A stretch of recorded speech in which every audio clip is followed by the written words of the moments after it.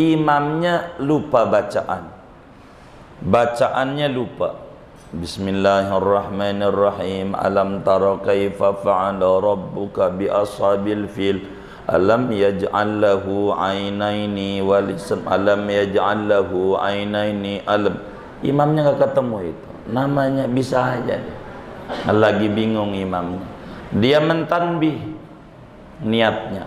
Dia baca alam yaj'al kaidahum. Niatnya ngingetin imam doangkah atau niatnya baca Quran? Sama. Kalau dia niatnya ngebenerin imam, batal sholat dia, karena dia udah keluar dari sholat, menjadi satpam dia. Begitu kalau niatnya ngebenerin. Begitu. Samalah ketika mentambih imam udah 4 rakaat, imamnya masih diri, udah 4. Kata makmum udah 4, ditanbih subhanallah. Nih ngomong subhanallah, nih kudu niat zikir, baca tasbih dan ngingetin. Kalau ngingetin doang, enggak ada niatan zikir, batal sholat kita dengan subhanallah. Karena subhanallah ini bukan kita baca zikir, tapi ngingetin imam salah. Kalau semata-mata ngingetin doang motivasinya, maka batal sholatnya. Kalau kita jadi imam, sunat menjaharkan daripada takbir, supaya makmum faham gerak-gerik daripada imam, diri, ruku, sujud dan seterusnya. Takbirnya jahar, termasuk bacaan juga jahar, tapi pada tempat-tempat jahar. Sebagaimana sir juga sunat di tempat-tempat sir. Cuman ketika imam membaca takbir ini jahar, dia dari ruku atau dari diri ke ruku Allahu Akbar, dia niatnya apa? Ya tentu dia niatnya zikir. Niatnya artinya bacaan takbir intikal daripada bacaan takbir sholat.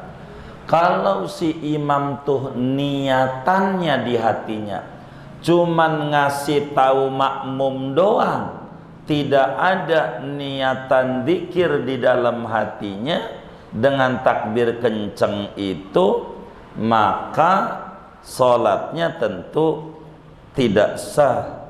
Sehingga imam tidak bisa kalau sampai dia niatnya cuman i'lam, memberitahu gerak-geriknya dia tanpa ada di hatinya niat bacaan zikir. Sebagaimana dalam hadis riwayat Imamul Bukhari, di dalam Sahih Bukharinya, Imam Muslim dalam Sahih Muslim, Abu Dawud dalam Sunan Abu Dawud, Imam Baihaqi dalam Sunanul Baihaqi, Ibnu Majah dalam Sunan Ibnu Majah, dan masih banyak lagi. Innamal a'malu binniyat wa innamal likulli imri'in ma nawah.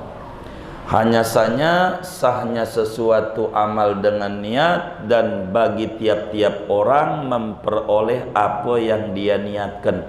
Kalau dia niatnya i'lam saja enggak sah, tapi kalau niatnya zikir dia sah, atau zikir bersama i'lam sah. Sama, bukan imam saja, makmum juga kalau mentanbih imam.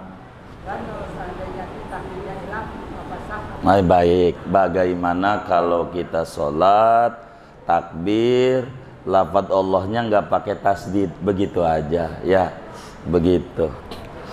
Jadi bagaimana? Karena di dalam sholat ini ada rukun qauli, ada 5. Salah satunya adalah takbiratul ihram. Bila tasdidnya hilang, tentu bakal mengakibatkan sholatnya tidak sah, karena itu masuk dalam kategori syarat-syarat takbiratul ihram.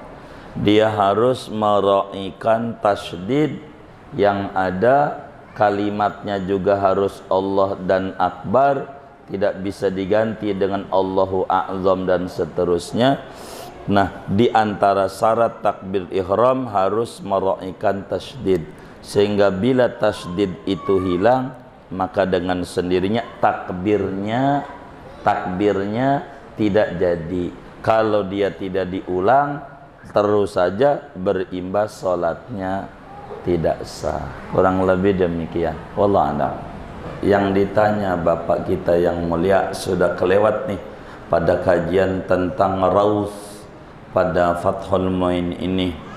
Jadi bagaimana kotoran ikan? Kotoran ikan tetap najis meski daripada binatang yang dagingnya dimakan, itu tetap najis kotorannya tuh, kecuali yang tadi disebut dalam pertanyaan, ikan kecil kayak teri, kalau dibuang ya dagingnya ke bawah, dia kagak ada habis, maka ini dimaklumi oleh agama.